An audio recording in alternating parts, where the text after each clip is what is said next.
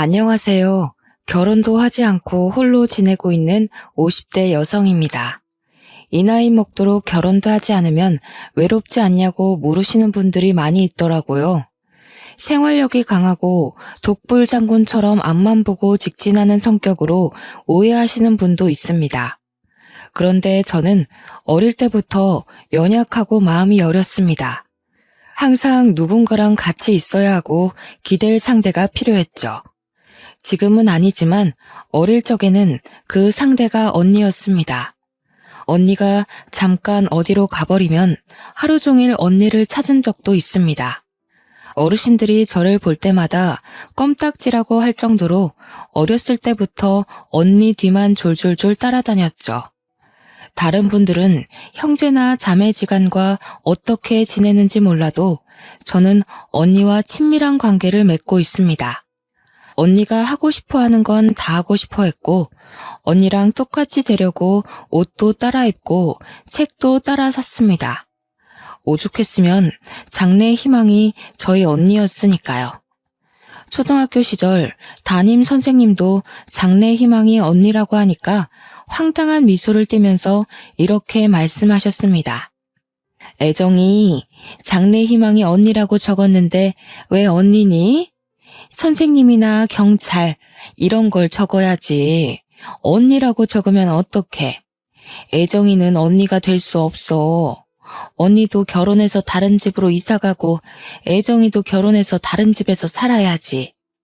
선생님이 저를 귀엽게 여기시면서 이렇게 물었지만 그 당시만 해도 언니가 결혼해서 사라질까봐 무서웠습니다. 그래서 울먹거리면서 언니가 가버리면 안 된다고 소리쳤죠. 선생님이 당황스러워하시면서 결혼해서도 같이 살라고 달래셨지만 나이를 먹어갈수록 같이 살 수는 없을 거라는 예감이 들었습니다. 저희 부모님은 물론 이웃집 사람들만 해도 결혼하고 나서도 언니와 같이 사는 사람이 없었거든요. 어른이 되면 언니랑 같이 살 수 없겠구나 우울해했던 기억이 있는데 정신 차리고 보니 정말로 언니와 살고 있네요. 언니가 결혼하고 나서 분가했지만 계속해서 저랑 부모님이 계시는 본가를 찾아왔습니다. 그 당시에 저는 20살이었고 저희 언니는 23살이었습니다. 저희 언니가 어린 나이에 결혼해 아이를 일찍 낳았습니다. 20대 초반에 시작했던 격리일도 그만두고 육아에만 전념했죠. 언니 말로는 회사 일보다 시댁살이가 더 힘들었다고 합니다. 시어머니랑 같이 살면서 갖은 고생을 다 하는 것 같았는데요. 제가 속상해할까봐 자세히 이야기해주지는 않았지만 제가 직접 목격한 것도 있었습니다. 언니가 시어머니를 피해 저희 집으로 와서 쉬고 있을 때가 있을 때였습니다. 갑자기 문 두드리는 소리가 들려서 밖으로 나가보니 사돈 어르신이 와 있었습니다. 에이, 그것 여기 있지? 뭐 한다고 자꾸 밖에 나가 있는 거냐, 어? 내가 잡아먹기라도 했어? 죄송해요. 잠깐 동생 얼굴 좀 보고 싶어서 그랬어요. 우리 하윤이가 이모 보고 싶다고 해서요. 언니가 서둘러 짐을 싸서 나서는데 너무 불쌍해 보였습니다. 결혼 전까지만 해도 늘 환하게 웃던 언니인데 결혼한 이후로 불행해 보였죠. 저한테 몰래 전화를 해서 울먹거리거나 보고 싶다고 말한 적이 많이 있었습니다. 지금이라면 사돈 어르신한테 그러지 말라고 말려보기라도 할 텐데 저도 나이가 참 어렸습니다. 그 모습을 보고만 있다가 언니를 떠나보내고 말았는데요. 어느 날은 언니가 새벽에 전화를 걸어와서 너무 힘들다고 하는 거 있죠. 잠을 자다가 그 전화를 받았는데 깜짝 놀라서 잠이 다 깼습니다. 언니가 흐느끼는 소리를 듣자마자 잠옷 차림으로 언니의 시댁으로 달려갔습니다. 언니가 슬그머니 시댁을 빠져나와서는 제게 다가오는데 무슨 귀신이 다가오는 줄 알았습니다. 시어머니가 언니를 어찌나 괴롭혔는지 사람이 반쪽이 되어 있더군요. 그런 언니가 흐느적 걸어오더니 제게 미안하다고 했습니다. 여기까지 오게 해서 미안하다면서 희미하게 웃고 있는데 그 미소가 어찌나 슬퍼 보이던지요. 제가 왜 울었냐고 묻는데도 운 적이 없다고 거짓말을 하더라고요. 저는 아직까지 어둠 속에서 안개처럼 보이는 언니의 미소가 생각납니다. 여러분은 그런 미소를 보신 적이 있으신가요? 사람이 금방이라도 쓰러질 것 같은 미소였습니다. 제가 그 뒤로는 전화를 해서 시댁에 무슨 일이 있는지, 몸 상태는 어떤지 물었습니다. 그때가 돼서야 언니가 해탈한 목소리로 충격적인 말을 꺼내놓았습니다. 다 내 탓이지 뭐. 내가 아들도 못 낳으니까 이렇게 된 거야. 장남을 낳았으면 나도 예쁨 받았을 텐데. 언니가 흐느끼면서 전화를 끊길래 저도 눈물을 흘리고 말았습니다. 그 뒤로 언니에게 차라리 독립하라고 아니면 이혼이라도 하라고 말해보았습니다. 하지만 그게 쉽냐고, 이혼하면 우리 하윤이는 어쩔 거냐고 묻더군요. 언니가 꾸역꾸역 그런 시집살이를 견디고 있는데 제가 해줄 건 하윤이를 봐주는 일뿐이었습니다. 시댁에 주말마다 전화를 해서 하윤이가 보고 싶다, 언니가 보고 싶다 떼쓰는 일이 제 일이었습니다. 언니는 난감한 척 저한테 화를 내는 척하면서 제 집으로 겨우 왔었죠. 그래서 덕분에 조카랑 쌓은 추억이 많이 있습니다. 놀이공원도 가고 공원으로 피크닉도 가면서 자매같이 놀아주었죠. 하윤이도 저를 좋아해 주어서 가끔은 제 딸 같다는 생각도 들었습니다. 비록 사돈 어르신은 하윤이가 딸이라고 안 좋아하지만 기죽지 않길 바랬는데요. 하윤이가 당당하고 밝은 아이로 크길 기도했지만 하나님께서 제 기도를 들어주시지 않았습니다. 직장에서 일을 하다가 전화 한 통을 받고 기절할 뻔했거든요. 네? 언니가 교통사고가 났다고요? 어디 병원인데요? 사돈 어르신한테 온 전화였습니다. 언니랑 형부 그리고 하윤이가 탄 차가 미끄러져서 전복했다고 하더군요. 그날 유독 비가 많이 와서 택시 잡기도 어려웠습니다. 최대한 빨리 병원에 가보니 언니랑 형부는 이미 세상을 뜬 상태였죠. 너무 놀라서 눈물이 나오지 않았습니다. 이 모든 게 꿈처럼 느껴져서 언니 얼굴 위로 덮여진 천조가리만 쳐다보았는데요. 사돈 어르신은 슬퍼해야 할 자리에서 분노하고 계셨습니다. 이렇게 비가 많이 오면 집에 박혀있지는 비 오는 날에 어딜 가겠다고 나서서 우리 아들까지 죽여? 사돈 어르신은 죽은 저희 언니를 붙잡고 욕을 하고 있었죠. 시댁 쪽 사람들이 말려봐도 소용이 없었습니다. 비 오는 날 부침개와 막걸리가 먹고 싶다며 맛집으로 향하게 한 언니 탓을 하고 있었습니다. 내 아들이 죽은 이유를 아예 몰랐어야 했는데 내가 괜히 전화를 했다. 안 그래도 아들 못 낳는 것 미워 죽겠는데 이런 것 때문에 우리 아들이 죽다니. 이런 가짜는 것 때문에 귀한 우리 아들이 죽어버렸어. 사돈 어르신이 통곡을 하시면서 언니 위로 덮여진 천을 쥐어뜯었습니다. 언니 멱살이라도 잡을 것 같아서 지켜보고 있던 의료진들이 말렸죠. 사돈 어르신은 언니가 세상을 떴는데도 언니를 욕하고 있었습니다. 그 모습을 보니 겨우겨우 화를 참고 있었는데요. 그것도 모자라서 조카를 붙들고 충격적인 말을 내뱉더군요. 우리 아들 죽여놓고 뻔뻔하게 여기 서 있고 싶니? 꼴도 보기 싫으니까 저리 꺼져라. 이것이 우리 아들이 감싸줘서 살았다고 하더라. 이것만 없었으면 우리 아들 살았어. 사돈 어르신께서 119 구급대원에게 사고 당시 현장을 전해 들었나 봅니다. 형부가 하윤이를 살리려고 꽉 껴안은 채 머리를 보호하고 있었던 것 같습니다. 조카 때문에 아들이 죽었는데 제가 조카 편을 들었다고 제 머리카락을 붙잡으면서 소리를 지르면서 할 수 있는 욕은 다 하시더군요. 너도 똑같아. 아들도 하나 못 낳는 것이랑 핏줄이 똑같으니 멍청하게 나불대는 것이겠지. 이 못된 버르장머리를 당장 고쳐놔 줄 테니까 오늘 너 죽고 나 죽자. 제가 아파서 주저앉으니 이번엔 할머니의 손길이 조카에게 뻗쳤습니다. 조카의 옷깃을 마구잡이로 붙잡더니 호통을 치시는 거 있죠? 이런 요망한 것, 네가 내 아들을 죽였어. 이런 것하고 나는 같이 못 살아. 꼴도 보기 싫으니까 당장 내보내라. 기적적으로 살아난 아이를 치료도 받지 못하게 하고 멱살 잡다시피 협박을 하고 있었습니다. 여기서 제 조카가 보인 반응이 더 슬펐습니다. 사시나무 떨듯 떨며 바닥에 풀썩 주저앉더라고요. 애가 어찌나 놀랐는지 울지도 못하고 속으로 눈물을 삼키고 있었죠. 저는 그런 하윤이를 감싸 안은 채 사돈 어르신과 떨어뜨려 놓았습니다. 그만하세요. 진정하시라고요. 갑자기 난 사고 때문에 많이 놀라신 것 같은데 일단 집으로 돌아가세요. 저희가 장례 절차 밟도록 하겠습니다. 네가 뭔데 이래라 저래라야? 이제 남이나 다름없는 것이 어디 눈을 부라리고 있어? 우리 아들 장례는 내가 할 거다. 신경 쓰지 말고 그 모자란 것 때리고 가버려라. 제가 진정하라고 중재하는데도 사돈 어르신이 오히려 저를 밀치며 호통을 치셨습니다. 조카에게 고아원에 보내버릴 거라는 말까지 해서 저는 얼른 하윤이의 두 귀를 막아버렸죠. 그리고 하윤이에게 다정하게 속삭이며 오늘 있었던 일은 모두 다 잊어버리라고 했습니다. 하윤아, 할머니가 진심으로 하는 말 아니야. 그러니까 마음에 담아두지 마. 차라리 다 잊어버리자.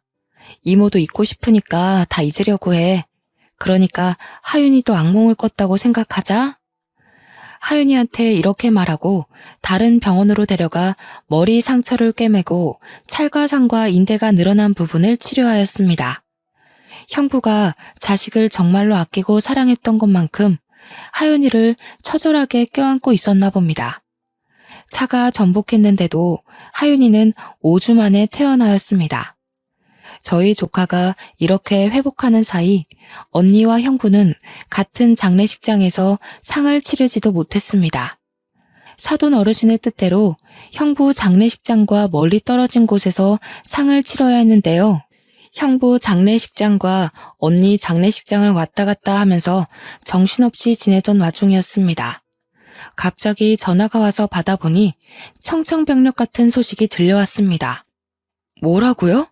하윤이를 고아원에 보냈다고요?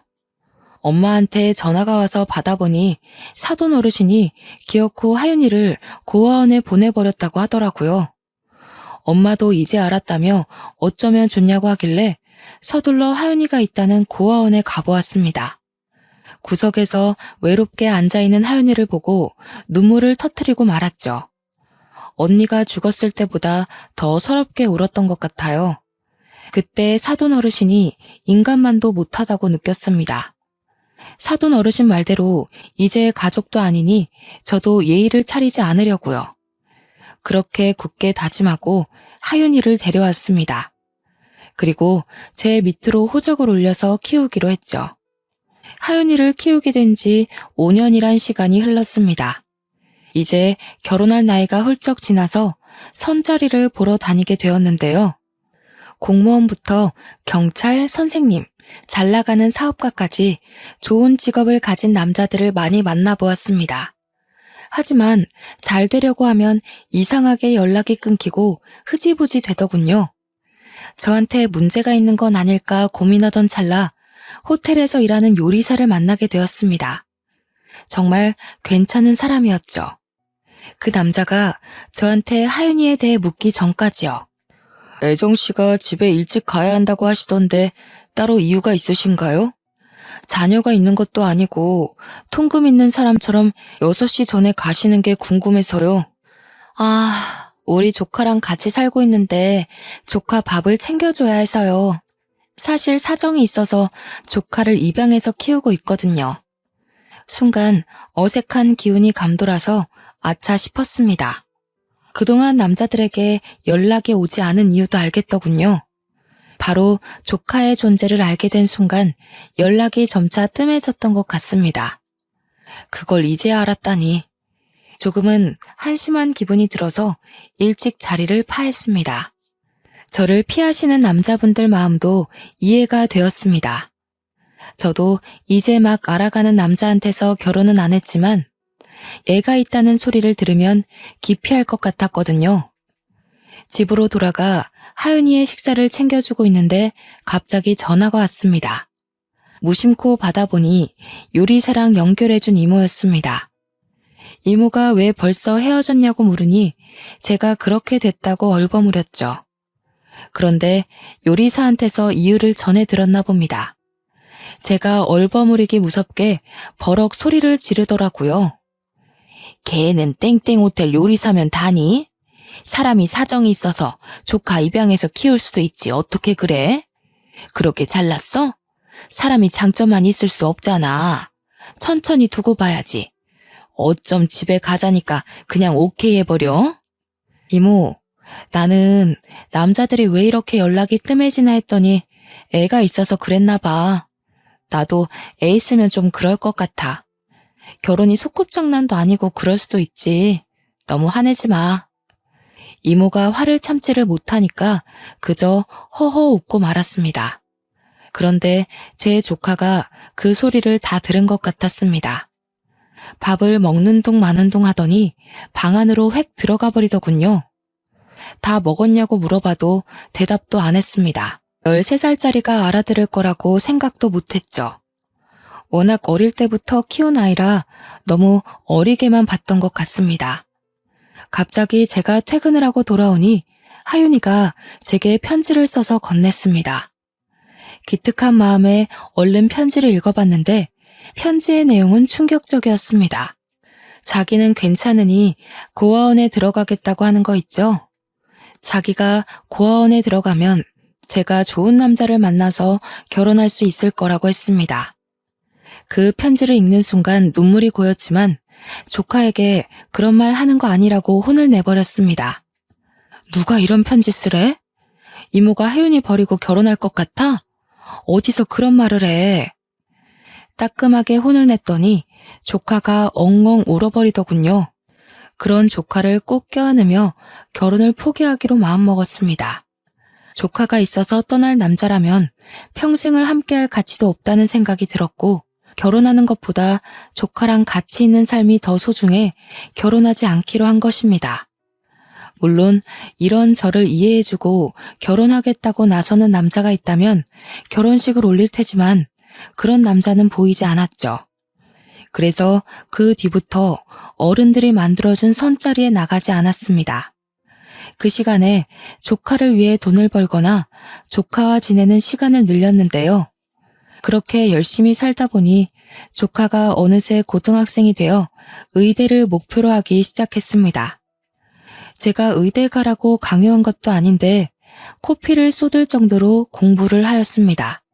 아침 일찍 일어나 등교하기 전에 간단하게 영단어를 외우고 밥 먹으면서 교과서를 훑어보고 있더라고요.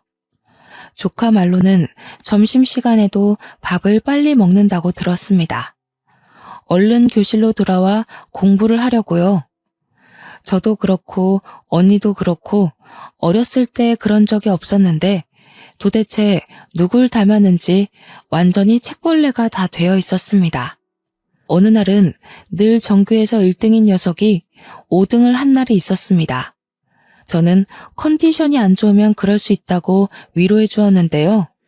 오히려 자기가 성을 내면서 과외를 붙여주라고 하더라고요. 아무래도 학년이 올라갈수록 애들이 사교육에 집중하는 모양이었습니다. 그동안 과외나 학원 없이도 공부를 곧잘 잘해내던 조카 녀석이었는데 승부욕이 올랐는지 제게 부탁을 다하더군요. 하윤이가 뭘 해달라고 한 적은 처음이라서 학부모들한테 수소문해서 유명한 과외 선생님을 붙여주었습니다. 저희 조카가 똑똑한 것도 있지만 과외를 받으니 성적이 쑥쑥 올랐습니다. 그 뒤로 1등을 놓친 적이 없었죠. 그러다 조카가 쓰러진 날이 있었습니다. 회사에서 일을 하다가 전화를 한 통 받았는데 저희 하윤이 담임 선생님이더군요. 하윤이가 수업을 듣다가 쓰러져서 병원에 있다고 하길래 바로 달려갔습니다. 선생님이 알려주신 땡땡 병원으로 가보니 하윤이가 링거를 맞고 누워있더라고요.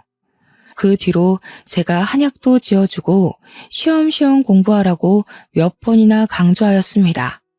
혹시 몰라 제가 몰래 지켜보고 있는데 하윤이가 잔다고 해놓고 새벽에 일어나서 몰래 공부를 하고 있었습니다. 이러니까 픽픽 쓰러지는 거라고 책을 빼앗아서 재운 적도 여러 번 있었죠. 이렇게 독하게 공부를 하니 서울대 의대에 들어갈 수밖에요. 우리 하윤이가 서울대 의대에 들어간 소식을 어떻게 들었는지 사돈 어르신이 찾아오셨습니다. 마음 같아서는 사돈 어르신인 거 알게 된 순간 내쫓고 싶었지만 그럴 수 없었습니다. 현관문이 열리자마자 밀고 들어오시더니 제 뒤에 서 있는 하윤이를 보시더라고요. 하윤이가 서울대 의대에 들어갔다며? 다른 자식도 아니고 죽은 우리 첫째 아들 자식인데 내가 챙겨줘야지. 하윤아, 나 기억하니? 할머니잖아. 8살까지 애지중지 키워주던 할머니. 그 말을 들은 순간 억장이 무너졌습니다. 하윤이를 버리겠다고 고아원에 보내놓을 땐 언제고 이렇게 찾아오다뇨. 게다가 하윤이는 할머니를 기억하지 못하는 것 같았습니다. 쭈뼛거리며 다가가더니 꾸벅 인사를 건네더라고요. 사돈 어르신은 그런 조카를 보고 좋다고 미소 짓더니 원래부터 자상한 할머니였던 척 껴안기까지 하였습니다. 아유, 우리 하윤이 보고 싶었다. 하윤이도 할머니 보고 싶었지? 그동안 어떻게 지냈니? 할머니가 그동안 사는 게 힘들어서 이렇게 늦게 왔다. 이번에 의대에 들어갔다며? 할머니가 다 지원해 줄 테니까 독립하고 싶으면 말해라. 등록금이랑 생활비도 대줄게. 사돈 어르신이 조카에게 핸드폰을 달라고 하더니 연락처를 입력해 놓았습니다. 아무것도 모르는 조카 녀석은 그저 좋아라 하더군요. 저한테 입양 온 후로 외가 쪽 식구들이랑 교류하지 않고 쭉 지내왔으니 반가웠을 겁니다. 그 모습을 보니 너무 섭섭했지만 할머니가 버리려고 했다는 말을 할 수가 없었습니다. 얼마나 충격이었으면 그런 엄청난 기억을 다 까먹을까 싶었죠. 8살짜리가 겪었을 고통을 또 겪게 하고 싶지 않아서 입을 꾹 다물었습니다. 하지만 밤마다 이걸 조카한테 말해줘야 하나 말아야 하나 고통 속에 시달렸습니다. 나중에 조카가 알게 돼서 저한테서 큰 배신감을 느끼면 어쩌나 고민이 되더군요. 저 혼자 고민 속에 갇혀서 끙끙 앓고 있으니 시간이 흘러 조카가 기숙사에 들어가는 날이 되었습니다. 간단하게 짐을 싣고 학교 기숙사 쪽으로 가려고 했는데요. 갑자기 사돈 어르신이 나타나 저를 막아섰습니다. 예, 짐이 이것뿐이니? 여자애 혼자서 지내는 건데 이것밖에 안 가져가면 어떡해? 나머지는 택배로 붙일 거예요. 제가 알아서 할 테니까 신경 쓰지 마세요. 뭐? 신경을 쓰지 말라고? 이런 일은 할머니가 신경 써야지 누가 쓰니? 나이도 어린 게 왜 이렇게 버릇이 없어? 마음 같아서는 욕짓거리를 내뱉고 싶었지만 조카가 있어서 참았습니다. 사돈 어르신은 제 차에서 짐을 빼내더니 기어코 자기 차에 실어서 조카를 끌어당겼습니다. 조카가 제발 따라가지 않길 바랬는데 자연스럽게 사돈 어르신 차로 옮겨 타더군요. 속이 부글부글 끓었지만 주먹을 꽉 쥐며 심호흡을 하였습니다.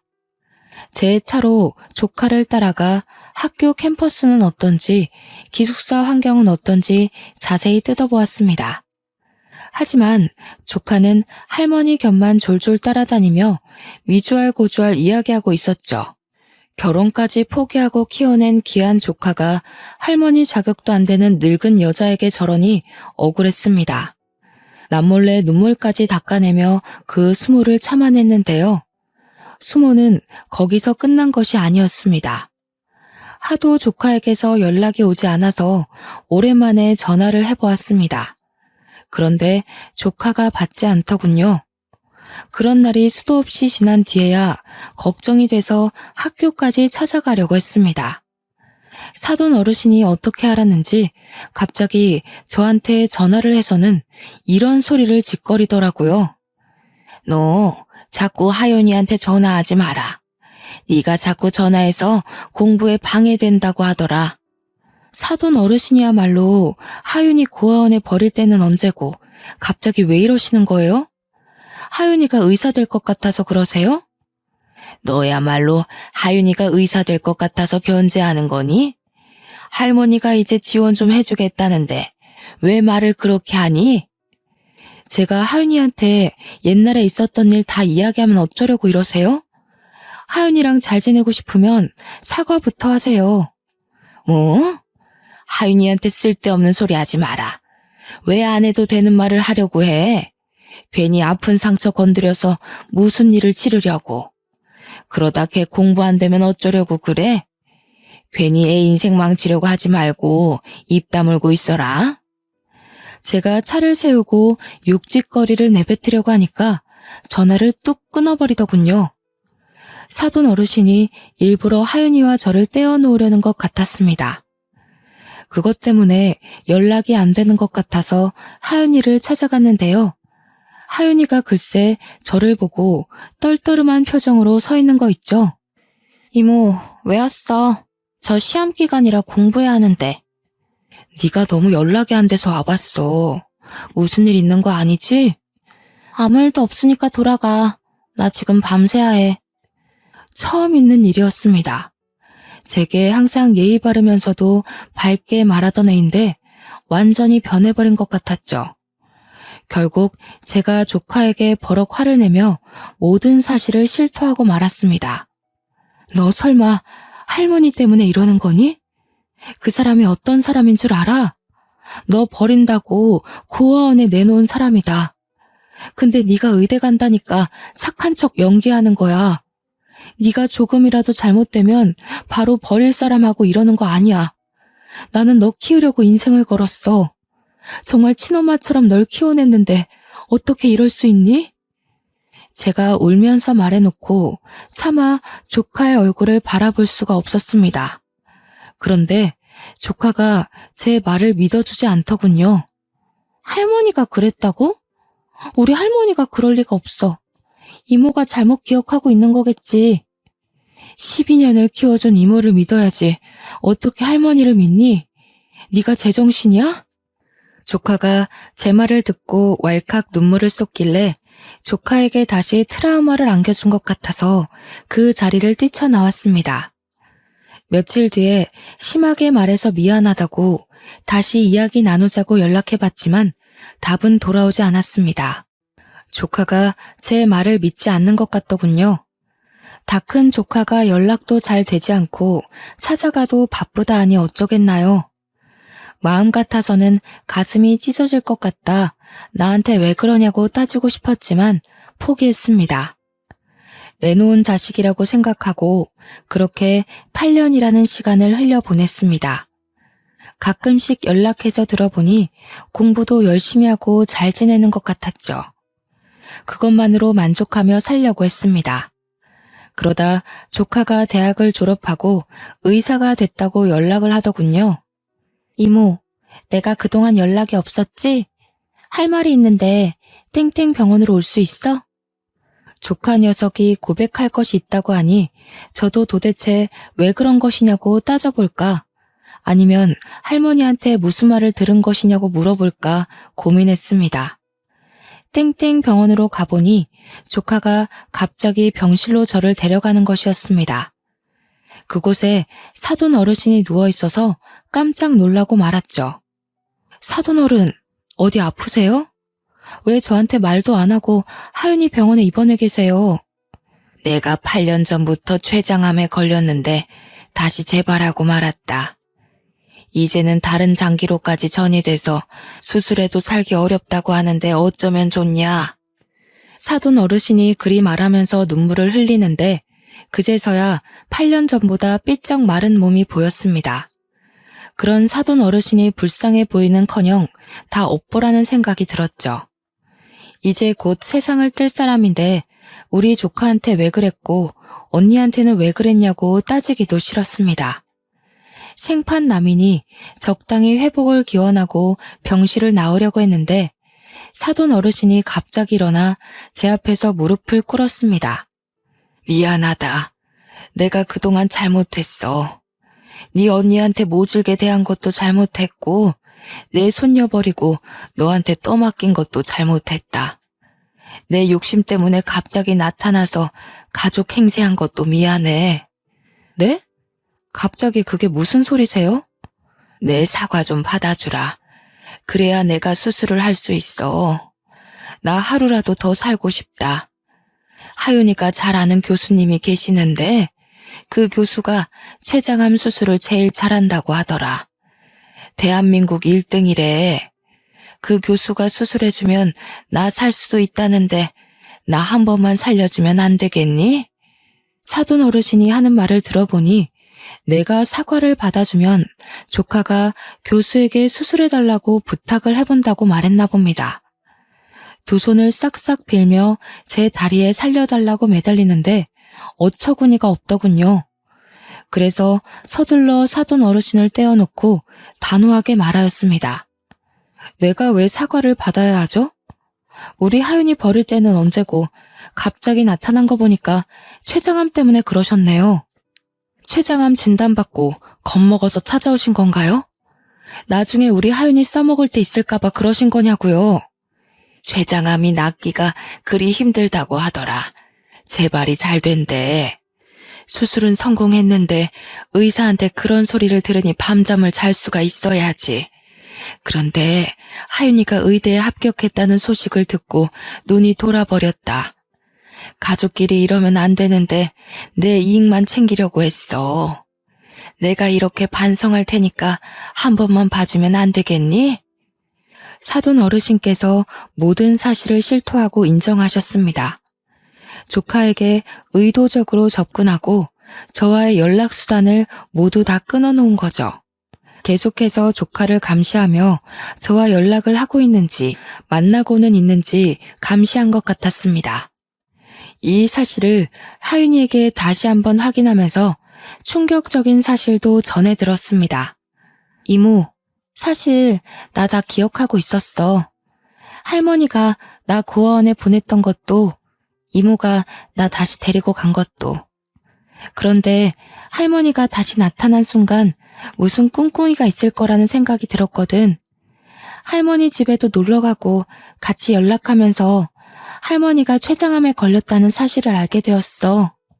아무리 할머니가 미워도 그러면 안 되는데 꼭 복수해주고 싶은 마음에 여기까지 오게 된 것 같아.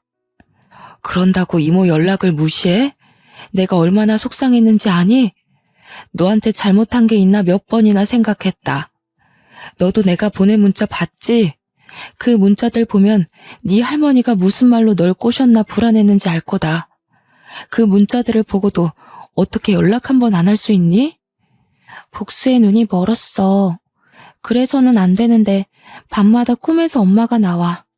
그리고 할머니가 고아원에 버리고 가는 꿈을 꿔서 어쩔 수 없었어. 내가 코피 흘릴 정도로 공부 열심히 한 것도 할머니 생각에 분해서 그랬던 거야. 조카가 울먹거리면서 저명한 의사가 되어 아픈 할머니를 배신하는 꿈을 꾸고 있었다고 말하였습니다. 제가 연락 문제로 서운해하거나 저랑 멀어질 때마다 할머니의 몸이 약해져서 양로원에 입원시키는 상상을 했다고 해요. 복수를 다하면 다시 저를 찾아와 모든 사실을 털어놓으려고 했다고 합니다. 그 말을 듣는 순간 울분에 차 조카의 등을 내려치면서 소리쳤습니다. 아이고 이거사, 네 인생 망칠 수도 있는 짓을 왜 해? 그러다 의사 면허라도 박탈당하면 어쩌려고 그러냐고. 그럴 가치도 없는 인간이야. 이 인간이 아프든 말든 신경 쓰지 마.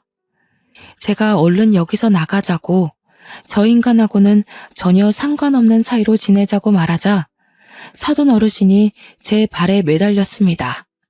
아가, 이러지 말고 나 좀 받아오. 어차피 옛날 일 아니냐. 엄청 오래된 일인데 이제 가슴 한켠에 묻어두고 나 좀 살려다오. 응? 내가 이 은혜 꼭 갚을게. 지금 가슴 한켠에 묻어두라고요? 언니한테 한 일을 생각하세요. 언니 죽을 때까지 괴롭히고 못 살게 군 것도 모자라 우리 하윤이 버렸잖아요. 그걸 어떻게 용서하라고 그러세요? 그럼 내가 어떻게 해야 용서할 거니? 이렇게 엎드려 빌까? 사돈 어르신이 부들부들 떨며 애처롭게 바라보길래 마음이 차분해졌습니다. 누가 제 머릿속에 찬물을 끼얹은 듯 분노가 사그라들고 이 비굴한 인간을 어떻게 해야 할지 생각하다 입을 열었습니다. 내가 아니라 하윤이한테 비셔야죠. 사돈 어르신이 조카 버리셨잖아요. 하윤이가 용서하면 생각해 볼게요. 하윤아, 우리 조카, 내가 정말 미안하다. 이 할미가 부족해서 너한테 못된 짓을 했다. 한 번만 받아오. 기다렸다는 듯이 넙죽 절을 하는 사돈 어르신을 보는데 조카가 왈칵 눈물을 터뜨리더군요. 조카의 눈물을 보니 마음이 착잡해졌습니다. 복수심에 치기 어린 행동을 한 것이었죠. 우리 하윤이의 마음속에 복수심이 있었다는 사실을 알았다면 외면하며 살자고 설득했을 겁니다. 뭐라도 했으니 됐다고 조카를 달래며 사돈 어르신을 버려두고 왔는데요. 허망하게 앉아있는 사돈 어르신을 보니 많은 생각이 들었습니다. 인생을 어떻게 살아왔는지 가족들도 안아보고 계속 혼자서 병실 생활을 해온 것 같았습니다. 그래도 언니의 시어머니이니 어떻게 사나 조카에게도 물어보고 슬쩍 병실 안을 내다본 적도 있습니다.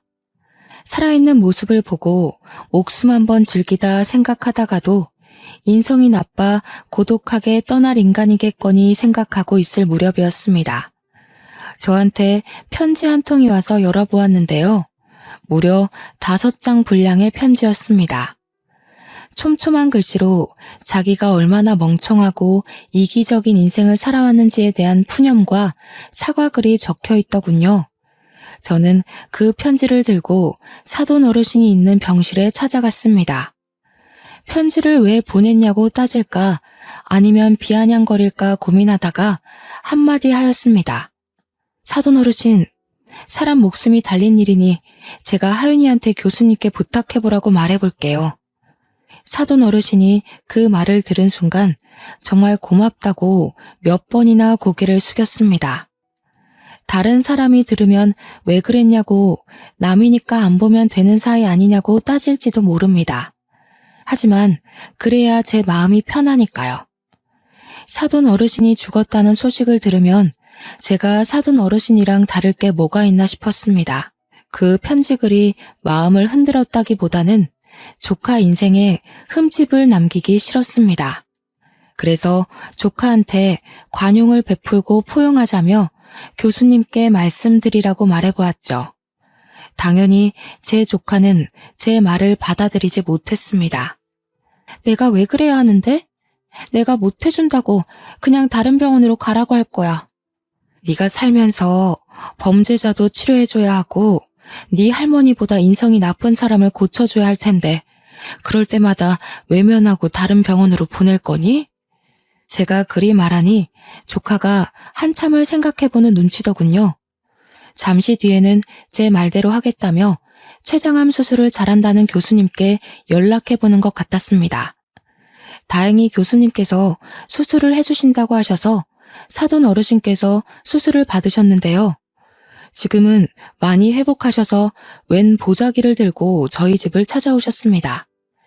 귀해 보이는 보자기 안에는 손수 만든 반찬들이 들어있었습니다. 정말 고맙다고 반찬을 싸들고 왔는데 마음이 싱숭생숭하였습니다. 인생은 오래 살고도 볼 일이네요. 조카도 이 모습을 보고 많이 놀랐는지 놀란 토끼 눈이 되어 있었습니다. 사돈 어르신이 조카가 좋아하는 떡을 직접 쪄왔다며 꺼내서 건네는데 정말 애처롭게 보이더군요. 이거 내가 우리 하윤이 생각해서 찐 거다. 우리 하윤이 백설기 좋아하잖아. 포슬포슬하니 정말 맛있다. 한 입 먹어봐라. 하윤이가 먹지 않으니 슬그머니 손을 내리며 멋쩍게 웃어 보였습니다. 역시 내가 준 거라서 좀 그렇지? 그래도 버리면 아까우니까 나 가면 먹어라. 그날은 그렇게 가버리더니 다음 날에도 찾아와서 반찬을 건네주셨습니다. 반찬만 만들어주신 것이 아닙니다. 어느 날 오신다는 전화를 하길래 무슨 일인가 했더니 집안 청소를 해주겠다는 거 있죠? 이제 슬슬 계절도 바뀌었으니 옷 정리도 하고 대청소도 할 때 되지 않았니? 내가 거들어주마. 아니다. 내가 다 할 테니 너는 나가 있어라. 제가 하지 말라고 말려봐도 사돈 어르신께서 걸레질을 하고 청소기를 밀기 시작했습니다. 이런 날이 한두 번이 아니었죠. 어느 날은 갑자기 오셔서 이불 빨래를 해놓고 가셨고 다리미질만 1시간을 하고 가신 적도 있습니다. 얼마 전에는 커튼이 더럽다면서 죄다 빨아놓고 가셨는데요. 그러면서 슬그머니 자기가 해놓은 반찬들도 놓고 가십니다. 오늘도 사돈 어르신이 해주신 반찬에 밥을 해먹다가 사연글을 보내보고 싶다는 생각이 들었습니다. 여러분들은 제 행동이 잘했다고 생각하시나요? 가끔 가다가 저희 가족들끼리 모이면 솔직한 생각들을 나눕니다. 하지만 하나같이 나라면 그렇게 안 하고 없는 사람 취급했을 거라고 하더군요. 여러분이라면 사돈 어르신께 어떻게 하셨을 것 같나요? 저보다 많은 것들을 알고 경험이 많으신 분들의 생각이 궁금합니다. 긴 이야기 들어주셔서 감사합니다.